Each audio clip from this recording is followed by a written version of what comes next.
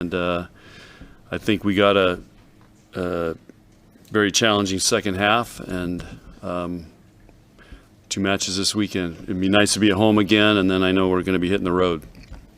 What are some of the key things that you've identified from that self-scout? It would be top secret information. You would need to be in the inner circle to know that. The players don't even know it yet. So. John, did you see the TV numbers? So maybe the question is, what do you have to do to get in the inner circle? If you're Jordan Larson, no problem. So win an Emmy, win a Pulitzer, get hired by Sports Illustrated or something, then we'll let you in the inner circle. But keep working at it. But yeah, I saw the numbers today. It looks like we did pretty good. So record and competed with football, and so I'm not surprised. I mean, they did a great job of promoting that match, and I think the biggest thing is that the match delivered. It was a great match, and people are still fascinated by it and still talking about it.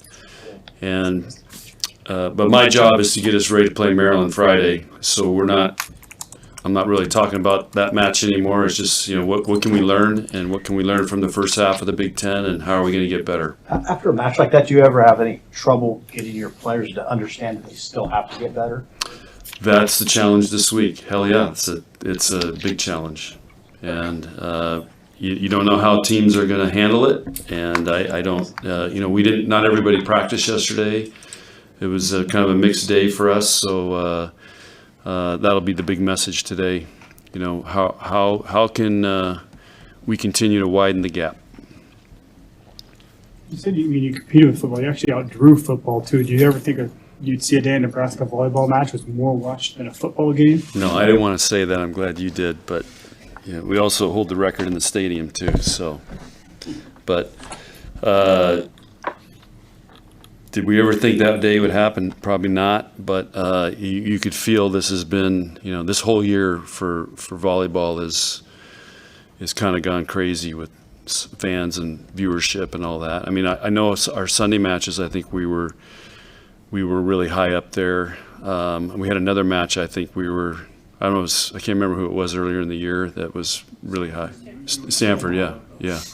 So anyway, it's great to see, and I'm sure the Big Ten's very happy.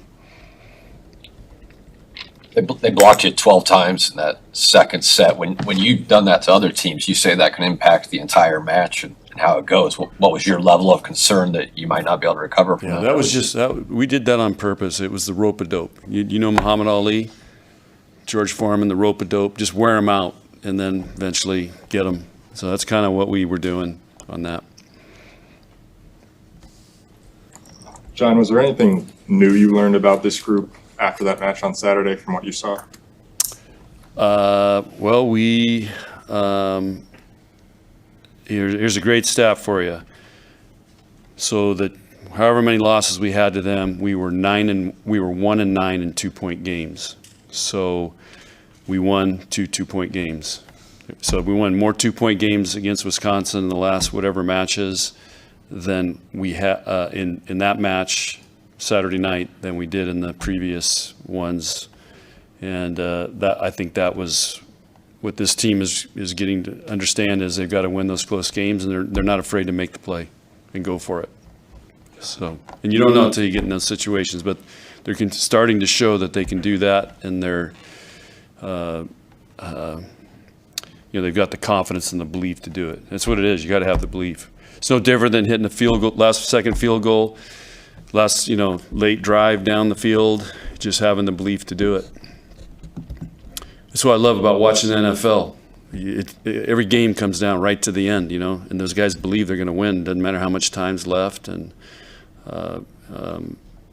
so that's what I'm learning about this team.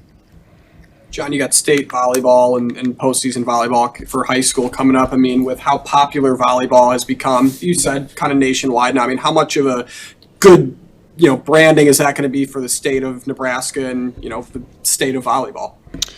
I probably would be willing to bet that there's going to be a lot of interest, and there's some really good teams and some great stories if you follow high school volleyball. Yeah, I just think, there's a buzz for volleyball right now, and they always draw really well. I mean, we can't even work. We must be on the road for state this year, but I know the years we've been here, we can't even go into Vanny. It's so loud in there, you can't think in our offices. When you got the bands and 2 high schools going,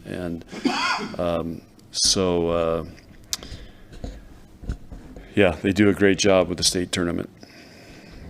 John, how long did it take you to come down from the euphoria of Saturday night?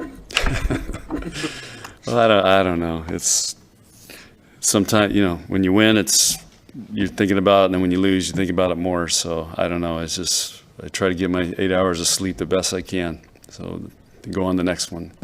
Did you But get your 8 hours of sleep? not that night, no. Because I had to take my wife to the airport. She got up at 6:30, so it was so. You talk about how much of a challenge it is for players to be focused too. Do you think there'll be a challenge for the fan and the crowd to kind of get back up after they've experienced that euphoria and kind of come back against Maryland and Rutgers? Yeah, let's put out the challenge right now. We want that crowd. We want our crowd we have 5 home matches left, and we want our crowd that energized and that student section energized for all 5 of those matches. So throw out the challenge. Put that on your tweet, X or whatever it is. By the way, Wendy asked how you were doing. So, yeah, I'm great. yeah, I know. When did you know the students were lined up that early in the day? And what was it like to see that? Oh, I got there I think 9:30 in the morning, and then I walked out the office. I went down to work out or throw the dummy or whatever, and I looked out, and all these people are camped out there, and I'm like, what the heck's going on? I had no idea, and then it just grew and grew, and by this after practice, when we were having pregame meal up there, up on the 3rd floor, I mean, it was lined up all the way around Hendricks. So I tweeted the picture out. They're saving money because they're not in the fake and bake. They're just out there laying out like it's a beach day. It was great weather.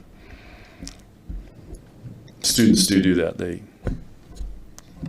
go to those things. John, what are your expectations for the second half of the Big Ten season? Just a lot of 1-point battles that we're going to focus on and continue to focus on our side, our side, really hard on our side.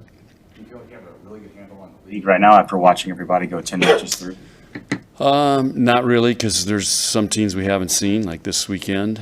Trying to think who else. Some schools we're finished with. We haven't seen Iowa yet.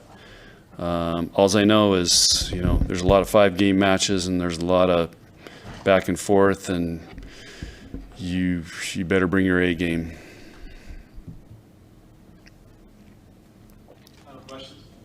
What I'm learning, Kevin, is the game in the Big Ten has no memory. So from night to night, week to week, the game has no memory, and that's why you're seeing a lot of great matches.